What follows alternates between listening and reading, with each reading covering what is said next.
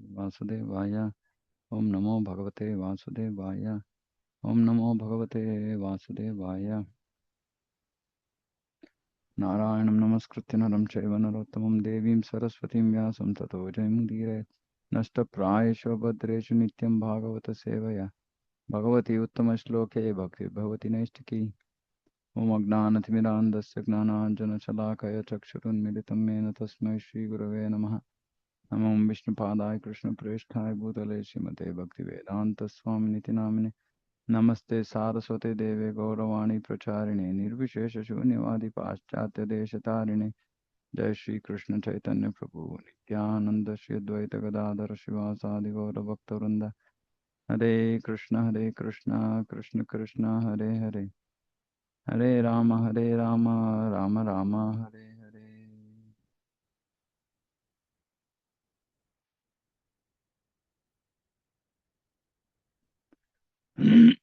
Srimad Bhagavatam, Canto 7, Chapter 5, Verse 53. यथा त्रिवर्गं गुरुभिरात्मने उपशिक्षितं न साधु मेने तच्चिक्षां द्वन्द्वारामोपवर्णिताम्.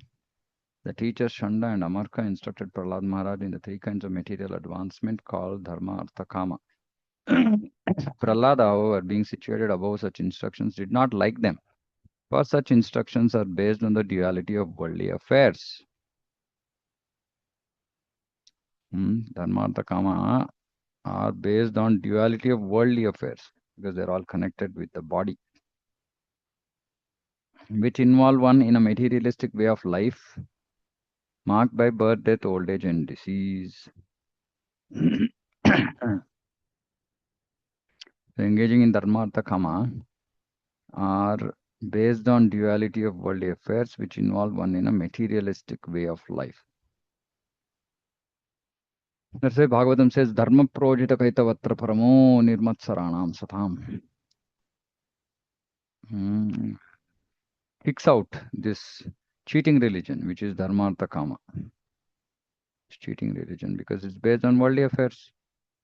Savai pumsam paro dharmo eto bhakti radhakshaje. Real dharma, paradharma, sanatana dharma is bhakti. This is just cheating because it's going to bind us in a materialistic way of life. The entire world is interested in the materialistic way of life. Indeed, practically 99.9% of the people in the three worlds are uninterested in liberation or spiritual education. And Prabhupada is saying the three worlds.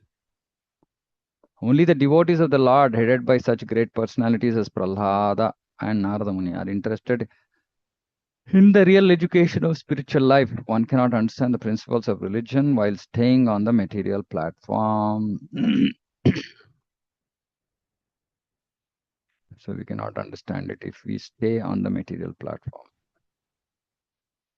Which means that we have to come to the spiritual platform. Spiritual platform means recognizing that we are the Atma and that our eternal position is that of being a servant of Krishna. Only on that platform can we actually understand principles of religion. Therefore, one must follow these great personalities. Bhagavatam says, Swayambhu, Narado, Shambho, Kumara, Kapiro, Manu, Prahlado, Janako, Bhishmo, Balir, Vayasikair, Vayim, Vayasakir, Vayam, Swayambhu, Brahma, Narada, Shambhu, Lord Shiva, Kumara, Kapila, Manu, then Prahlada, Janaka, Bhishma, Bali, Vayasaki, which is Shukadev Goswami, and Vayam, Yamaraj. Yamaraj is saying this. So one must follow the footsteps of all these great personalities. Those interested in spiritual life should follow Prahlad Maharaj in rejecting the education of Dharmartha Kama. We should reject the education. How are we getting educated in Dharmartha Kama? Mostly Kama only today. Education is full-time Kama. Mobile phone, media, TV, blah, blah, blah. Everything is just educating us in full-time Kama and some means of Artha. That too mostly unacceptable path of Vikarma Artha. One should be interested in spiritual education. Therefore, Krishna consciousness movement is spreading all over the world, following in the footsteps of Prahlad Maharaj, who did not like any of the materialistic education he received from his teachers. So, which is why Prabhupada called it uh, slaughterhouse. Ideally, we should all come to a stage where we don't send our children to these slaughterhouses. Unfortunately, ISKCON has not been able to solve this, give opportunity for devotees. Of course, Prabhupada also said that girls should be given just training at home, homeschooling. We don't even have to send girls to school. And provided we are Krishna conscious, we want to take this Vedic culture, take this culture of devotion, life of devotion. Otherwise, yeah, we send them to college, we make them semi-karmis, and then we hope that our Krishna consciousness also has an impact on them. Unfortunate, but true. At least if children are born after to devotee parents, which means after parents have become devotees, if children are born, at least we should try not to put them into slaughterhouses. Mm, Very, very important. Otherwise, we are going to lose it. You know that because children have to carry this whole thing to the next generation, right? And the more we can retain Vedic culture, the better it is. Because already we see that there is sufficient dilution. Mm. If you ask devotees in ISKCON, define devotion, hardly anybody will use the word pure. Because today there is no concept or there is no education in terms of pure devotion. And mostly the conception is, yeah, it's okay. Anything is okay. Little bit exceptions are okay. Yeah, we should balance. I see lot of preachers also speaking, balance material and spiritual life. Mm, mm. So we have not actually, we are not preaching the message of pure devotion. So obviously it's already sufficiently diluted. Then next generations it will become further diluted. Mm. It's strange actually. Sometimes I wonder. Prabhupada, let's take a simple aspect of Krishna consciousness. For example, Prabhupada gave us a very simple, especially I'm just talking about men, right? Simple dressing. First of all, we know how our kurta looks, right? And then there's a dhoti. Dhoti is generally it's white, and there's a very standard pattern of dhoti and kurta. Now, uh, it was not enough for Matajis to have various options for dressing. Now, men also want to have various options for dressing. So-called traditional dress. Now, there's some funny and some new stuff which is to like the Rajasthani style. It's becoming like a fad in ISKCON. People don't want to wear the normal kurta. Forget about white. White is anyway far off. Color and now tying that lace, you know, like yeah, generally Rajasthanis wear that kind of dress. Mm. And we might give so many reasons for this. Why it is okay. But Prabhupada did not give it. This we will not agree, or this we don't even want to think about. So it's a dilution. And also, dhotis are all like, colored dhotis, all fancy stuff. Where is the focus? If suppose say I want to I mean, if I'm wanting to buy all this, which means that where is my focus? My focus is on my dressing, which means still bodily conception of life. Okay, people might say, okay, it's fine. Somehow they are doing bhakti. But the problem with most people doing this kind of bhakti is that next generation, their pure devotion will vanish. People will look at somebody wearing white dhoti and kurta and mock at them, saying that, what is this? Maybe this person doesn't have enough money to buy clothes or whatever it is.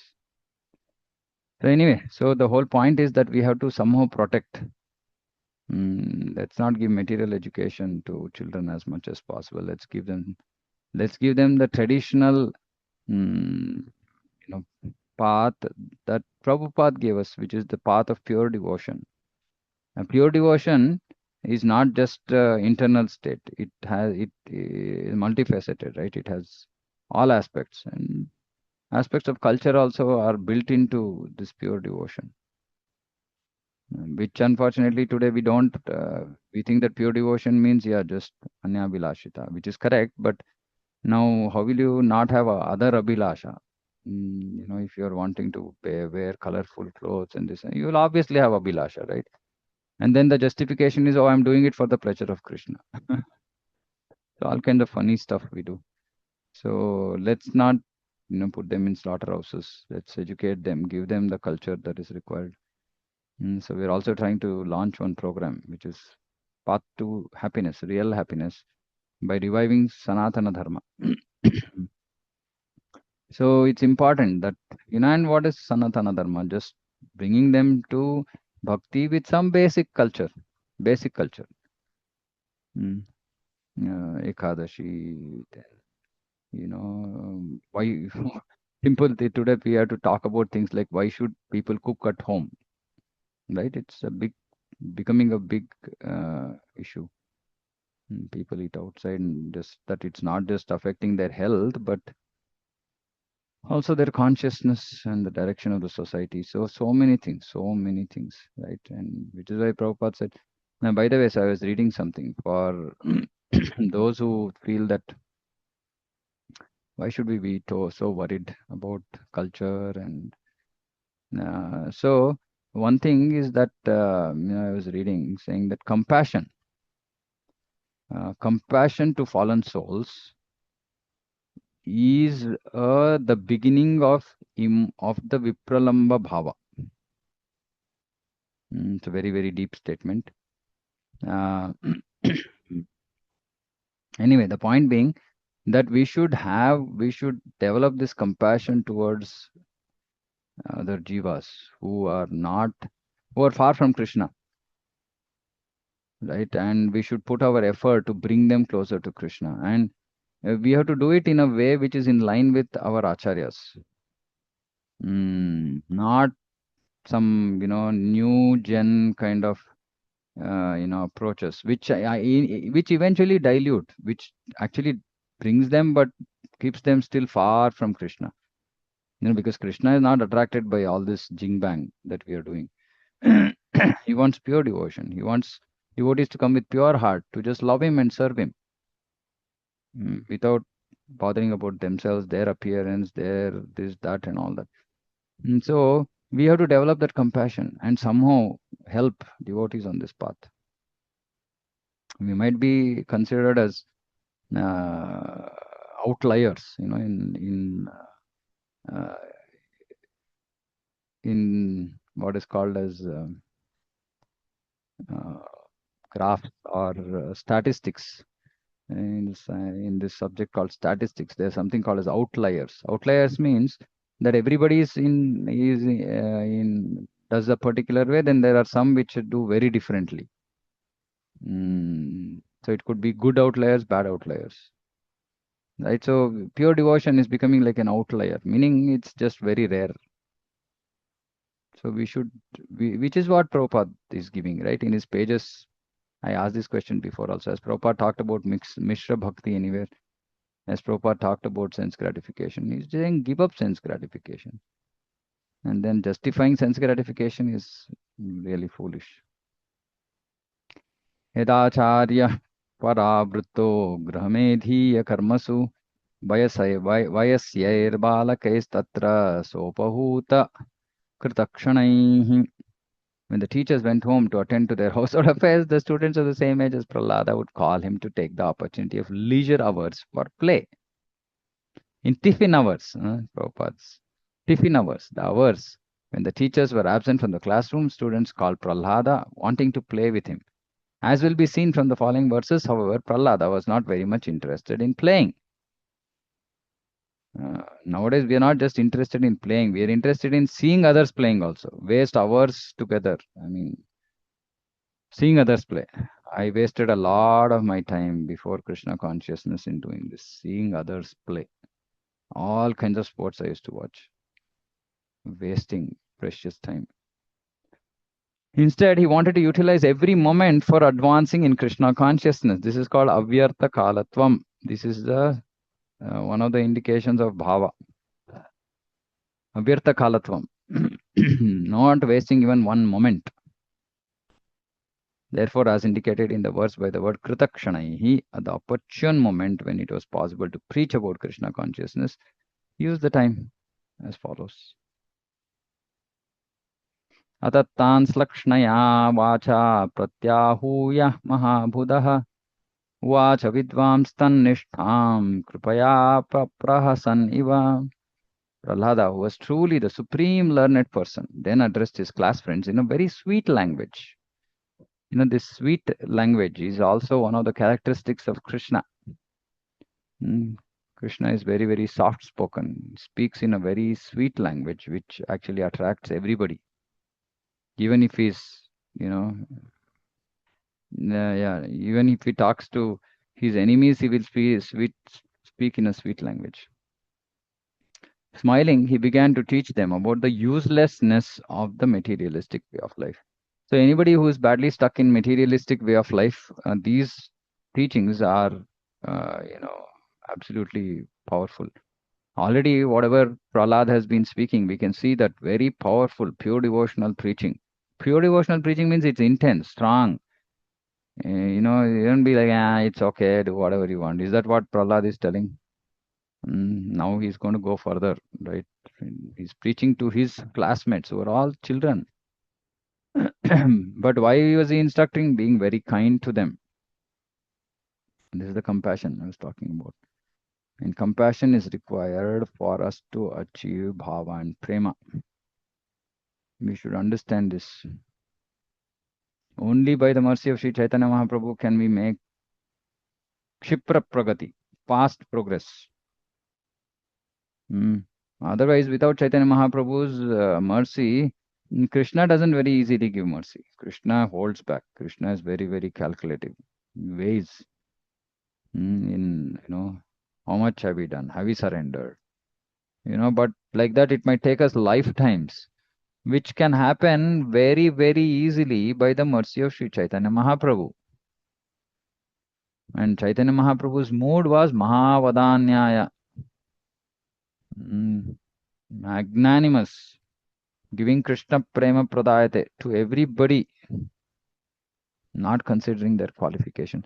So anybody who goes in the footsteps, who follows the instructions of Sri Chaitanya Mahaprabhu, which is to preach, right?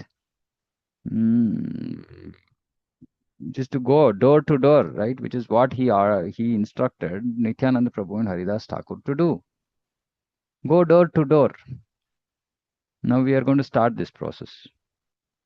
We are going to start this process in our preaching areas. We are going to go door to door because we are very, very greedy. We are very selfish. We want to achieve prema. If you want to do that, you have to do this. Give up and just imagine how much you have to be humble. How much your false ego will be quashed when you go door to door.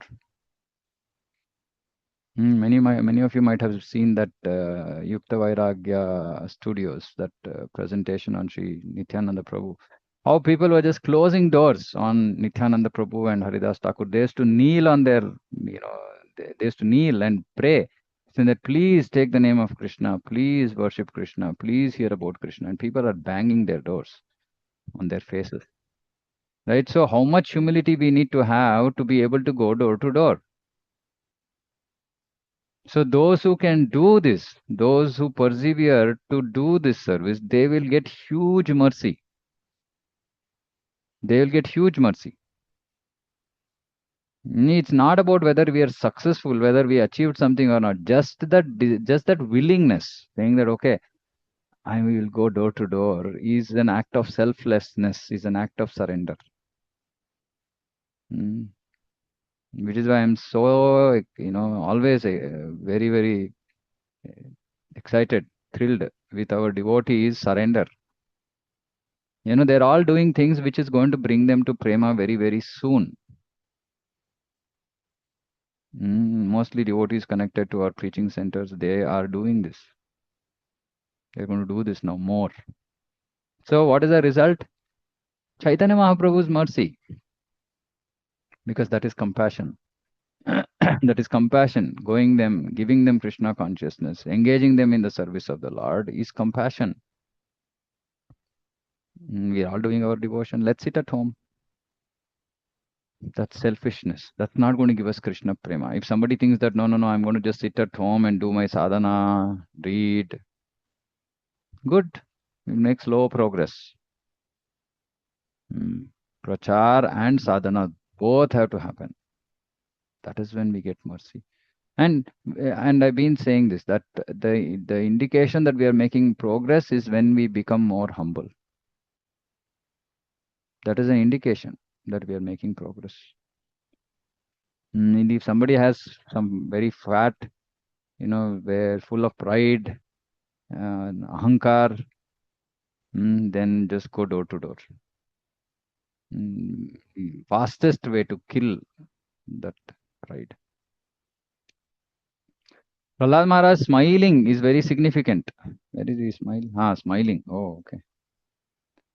The other students were very much advanced in enjoying materialistic life through dharma, artha, kama, but Prahlada laughed at them, knowing that this was not actual happiness, for real happiness is advancement in Krishna consciousness. Duty of those who follow in the footsteps of Prahlad Maharaj is to teach the entire world how to be Krishna conscious and thus be really happy. This is our path to real happiness. This is what our program is called. Materialistic persons take to so-called religion to get some blessings so that they can improve their economic position and enjoy the material world through sense gratification. So many people come to our center, they come to me and then say, please bless. I'm trying to find a job, please pray, please bless. We directly say that the only prayer that will happen here is for your spiritual advancement. And then they're happy. They're happy. They're not being told that this is what is important. We say the other things anyway, it's up to Krishna, he will see, and your karma phala. But we can pray for your spiritual welfare. But devotees like Prahlada laugh at how foolish they are to be busy in a temporary life without knowledge of the soul's transmigration from one body to another. Just see how many people are busy, busy, busy. They don't want to spend 3 minutes, 2 minutes, 3 minutes talking to us also. They feel it's a useless waste of time. While they while away so much of, hours and hours doing nothing. But they can't give 3 minutes to us, to talk to us, and that one conversation can possibly change their life. But we have to keep trying. Materialistic persons are engaged in striving for temporary benefits, whereas persons advanced in spiritual knowledge are not interested in materialistic way of life. So if we are advanced, then we will not be interested in materialistic way of life. Otherwise, we are also in lower stages, and we need to make sure that we don't get classed under this materialistic group, karmis, striving for temporary benefits. If devotees also do this, what is the difference between devotees and non-devotees? Just that, we are doing some chanting, which is good for us. But we are still in a very, very early neophyte stage. Instead, they want to be elevated to an eternal life of knowledge and bliss. Yeah. What is the drive for us to give up this materialistic way of life? Anybody wants to answer? What should be the drive for us to give up this materialistic way of life?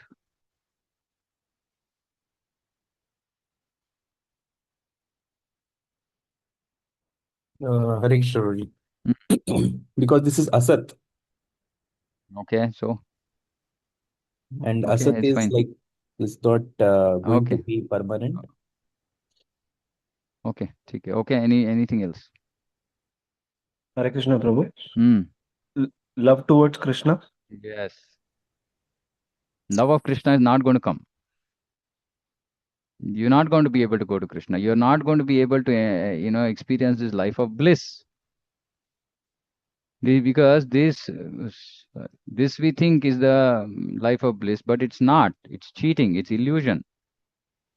And if we remain stuck here, the drive is that I'm not going to get Krishna. I'm not going to get Krishna's association. So whether we want to rot here in this miserable material world or go to Krishna and serve him in happiness, bliss, we can decide. And if we want this, this is not available. This is not going to help us. This is going to take us away from Krishna. That has to be our drive. We have to have a North Star. We have to have a goal. Therefore, as Krishna is always compassionate to the fallen souls, his servants, the devotees, are also interested in educating the entire populace in Krishna consciousness. See, Krishna is always compassionate, and one of the qualities of his servants is also that they are also compassionate. Don't forget this. This is Sri Chaitanya Mahaprabhu's mercy. I am repeating this again and again and again. Those who actively engage with humility in the preaching movement will very soon get the mercy of Sri Chaitanya Mahaprabhu, which means they're going to make huge advancement in Krishna consciousness. The mistake of materialistic life is understood by devotees, and therefore they smile upon it. They smile upon it, considering it insignificant. Smile upon it, saying, "Oh, I ran behind this, no, before. Oh, it's so worthless." That kind of a smile. Out of compassion, however, such devotees preach the gospel of Bhagavad Gita all over the world. If not all over the world, at least wherever we are, we should preach. Yeah, Prabhu. Hare Krishna, Prabhu. Prabhu, I have two questions. One is regarding one of the thing which is written in this purport, and one is about what you said, right? So, in this purport, it is written that Prahlad Maharaj laughed at the economic development and these endeavors, right? So, there are all, Materialistic way of life. Enjoying materialistic life. That's what yeah, he laughed at. Yeah. yeah. So there is also that recommendation, which is that, okay, you should also have some economic backing where 50% should be donated to basically devotional Mm, activities, and then 25% should be reserved, right? So a basic economic backing is also important, right? Because otherwise it will become impractical. So is this excessive economic development here, which is no. Okay, so just to yeah. clarify, it doesn't say that there has to be economic development for that. That guidance is saying that whatever you earn, you might earn 10 rupees. The 10 rupees might not be considered economic development, but even in the 10 rupees, give 50% to Krishna. See, economic development, Bhagavatam clearly says that it is only for self-preservation, Hmm. right? Economic development is for self-preservation, meaning keeping the body and soul together. Whatever is required to keep body and soul together, that much economic development is okay if we are not very advanced. And like I keep saying, that advancement doesn't mean one person, right? If we are grastas, then we have to see the situation of the whole family and then take a call. I am responsible for my family. I have suddenly become very, very renounced. I'm going to stop working. Okay, I can live without eating. Let my family also live without eating. That's not possible in Kali Yuga. Previously, they used to do like all great sadhus, were in family life. Especially in Karnataka, there are Kanakadasa, etc., etc. They just didn't bother about their family. And somehow Krishna maintains them, but we don't have that faith, and we generally Mahajana Yanagata Panta. In this fallen age, we have to show the path that others can also follow. Right? So economic development is not the major consideration, but this is sometimes, it's a prerogative of the guru, right? Many times I've seen my own Guru Maharaj sometimes telling somebody, saying that don't go for further studies or don't go to outside the country for earning, and for somebody else he said go for earning. You know what the difference is that the devotion of the devotee, what stage is he in, how much materially attached he is. So many considerations are made before saying that which direction to take. Now suppose say somebody is not materially attached, hmm, and his heart is in devotion, and if he earns a lot of money, what is the how do we analyze that? So question is, person is not attached materially. His heart is in Krishna and devotion, but he ends up earning a lot of money. Mm, is this good or bad? Yeah, it is good because in the first canto, Prabhupada writes that uh, sometimes he takes away um, the wealth of a devotee because he wants devotee to come near to him. And in Mm, some cases, he does special mercy where he mm, gives all mm. this wealth so that that person will definitely use it in Yeah. devotional service and not So for self-devotion. yes, so he's going to use it in devotional service. So he's going to use it in this preaching movement. He's going to use it in furthering Prabhupada's mission, right? So that kind of economic development is absolutely super. What's the issue with that, right? Yeah. Because every moment he's spending, his consciousness is how do I use this for Krishna? That kind of economic development is glorious, right? But if somebody is extremely attached to their money and bhoga aishwarya prasaktanam, taya apaharata chetasa, cheta, his consciousness is stolen by this bhoga and aishwarya, then his economic development is detrimental, it's dangerous, and it's a waste of time. It's not only dangerous, it's also a waste of time. Right? So it's not, there is no emphasis anywhere on economic development. It is just about how you use the money that comes to you, how should you use it, is what our acharyas have said. But generally, Prabhupada has also said, saying that, yeah, in certain cases, economic development is not considered bad at all. But it totally depends on the intrinsic nature, surrender of the devotee. That's what it is all about. But of course, it's also not advised that such devotees go on forever, ever. It's like some time, some fixed time can be taken, Mm. Yeah. right? But in general, focus should never be on economic development. Whether money is coming or not coming, focus should not be on economic development. Focus should be on devotion. Yeah. So whatever comes out of its own accord, we should just Yeah, accept it, and Krishna will definitely protect us, right?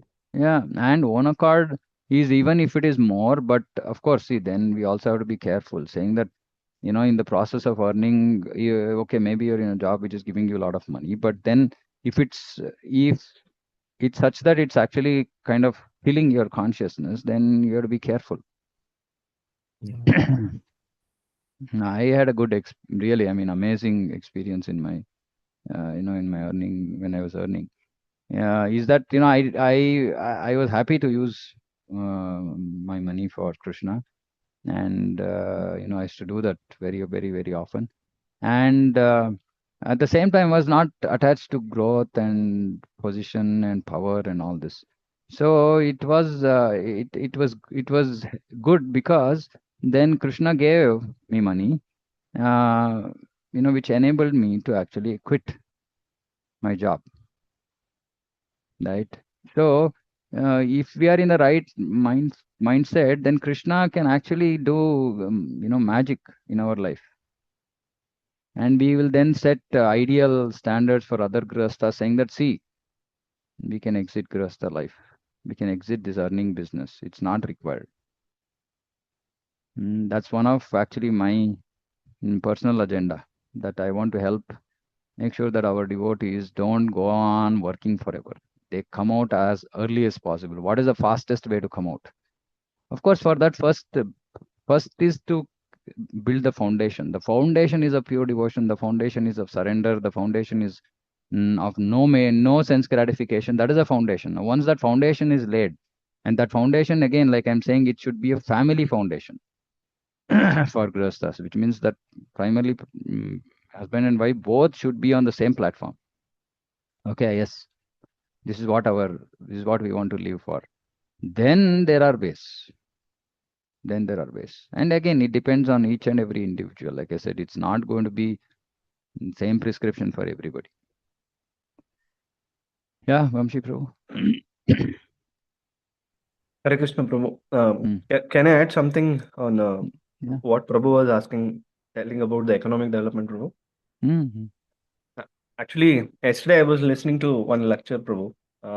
In that, actually, Maharaj says that what is economic development is reviving our own culture, which we have lost in Bharat, and that can happen only through two things. One is going back and setting up the farm communities, which is Srila Prabhupada's goal, and also establishing gurukulas. Mm-hmm. Gurukulas. So these two are the real economic development, is what uh, Maharaj actually says. So Okay. I just thought I'll share. Okay. Okay. Okay. Thank you. Yeah. Thank you, Proji. Yeah, very Yeah. nice. Okay. Also, one more question I had, Proji. So Mm-hmm. you mentioned that preaching with humility, right? I think very important term you used. Uh, from my experience, sometimes what happens while preaching to neophytes, yes, you can definitely go with humility. But sometimes you also preach uh, to the devotees who are little junior to you, right? They are in the congregation or any services for little longer time, and sometimes in order to improve their standards, right? Sometimes you have to be little strict with them. Strict in the sense like you might want to tell that some of the attachments they have for their own habits or some basic things which is obstructing their accelerated growth in surrender and devotion. So sometimes we might have to reprimand devotees also, right? Obviously, we will do it only if we have proper relationship with them, not like, if we don't have a proper relationship with them, then we should not. But let's say we have proper relationship with those devotees. Is it okay that we also have heart to heart um, efforts to help that devotee to come up? And in during that time, you might be uh, violating that humility on in the sense like you are not just speaking sugar coated words, but you are to the point and you are showcasing some of the things which are not proper as per shastra, which is Okay. very very glaring. So is that okay or is it not okay? Just I wanted. think first we have to understand what is humility. What is humility? I think this is a very, very misunderstood term. What is humility? uh, as per my understanding, bro, it is the efforts to try to follow our acharyas as it Yeah. is. So then instructing somebody in the right path, why is it not humility? Yeah, so yeah, only thing is that sometimes during instruction you have to be strict. So is it okay? Strict doesn't mean that you're not humble. I mean, what is the understanding of humility? Humility is meaning that I am nobody. Trinadapi Sunichan. I am nobody. I'm worthless. It's not. It's not me. That is humility. I'm Mm. just repeating the words of our acharyas. That is humility. Following the instructions of previous acharyas. Humility. External humility is good if it is there, right? Meaning built-in humility is your whether you are falling at somebody's feet or not, you have respect for every jiva. You don't talk. You speak pleasant words, not sugar coated. I heard you saying some sugar coated. We're not. Yeah, I Sugar think, coating is cheating, yeah, yeah. right? So we speak pleasantly, meaning we can speak in a way that somebody can understand and appreciate. We don't have to go all out attack somebody. That attacking nature is because of mode of passion and demoniac. It's demoniac to attack somebody verbally also. So humility, first of all, we have to understand what all constitutes humility. And normally, if we are following in the footsteps of our acharyas, we are considered actually humble,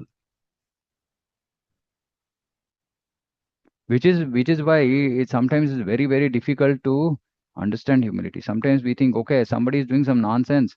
Oh, if I say this, if I say that, then they'll feel that I'm, then maybe I will not say. They might feel bad. This is self-centeredness. This is not Yeah. humility. But at the same time, it's not that, hey, come here, what nonsense are you doing? In front of 50 people.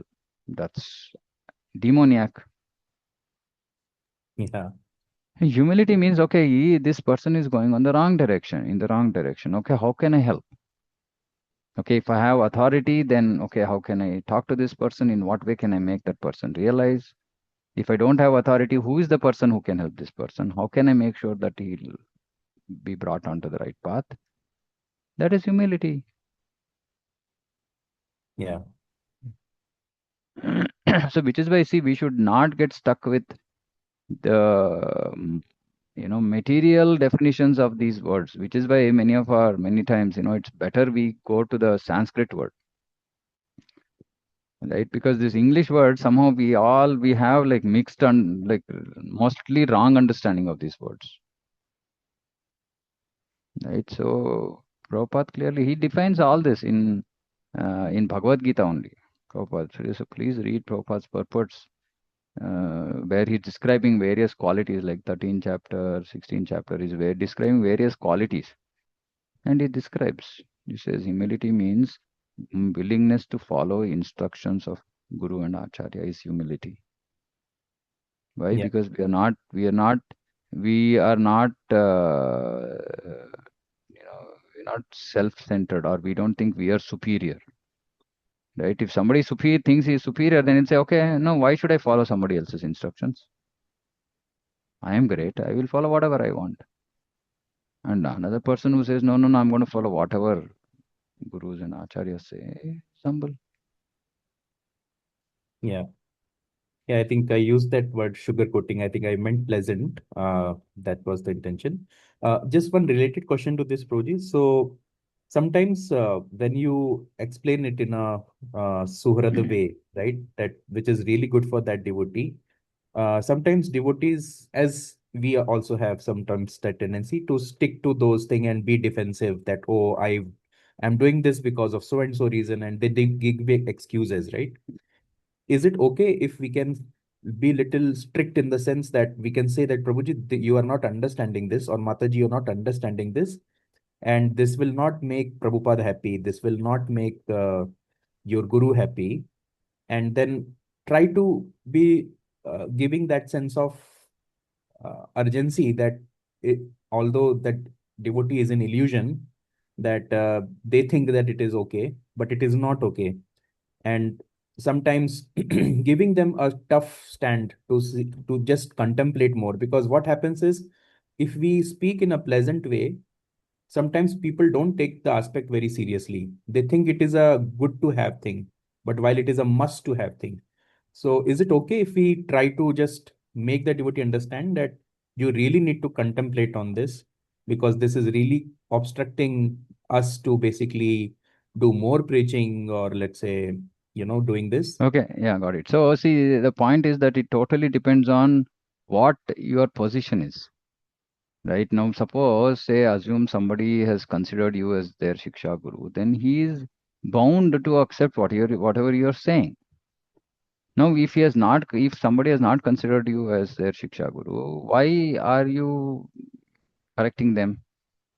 Hmm. So, this is not required. This will be required only when we are going out of our way to instruct somebody and that we should generally avoid. Sometimes, as well wishers, we might tell somebody, but we can't enforce anything on anybody. So, we can still remain saying that, it'll be good if you follow this, it's for your welfare. Please think about it. Okay. Hmm.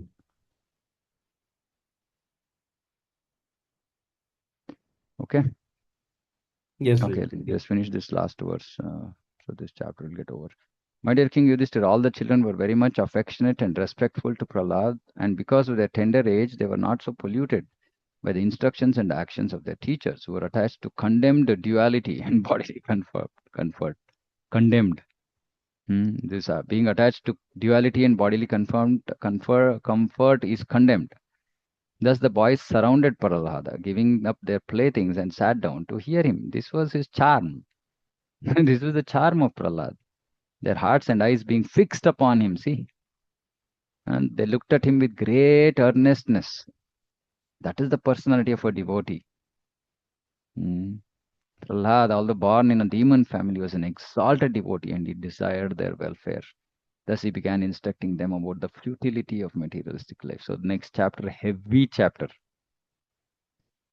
The words Bala, Adushita, Dhiyaha indicate that children being of a tender age were not as polluted as their fathers. Prahlada, therefore, taking advantage of the innocence of his class friends, began teaching them about the importance of spiritual life and the insignificance of materialistic life. Actually, we also, even among when we preach, we will have some people who are like this, innocent or sattvic, who can readily accept the message. Most of them don't want to, but there are some rare few souls who will quickly come and surrender very quickly. Very fortunate.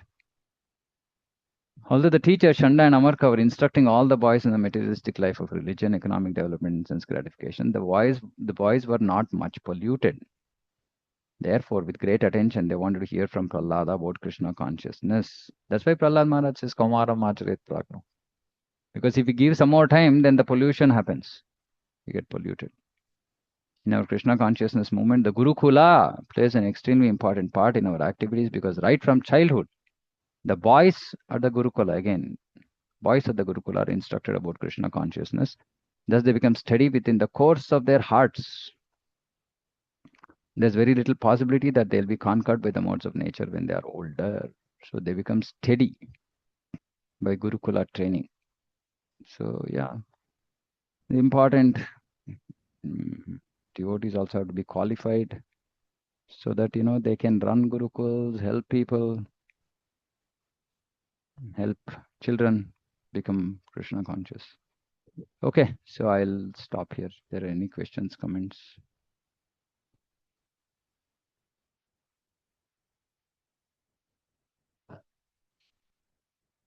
Okay, nothing else, then we can close. Srimad Bhagavatam ki jai, Jagat Guru Srila Prabhupada ki jai.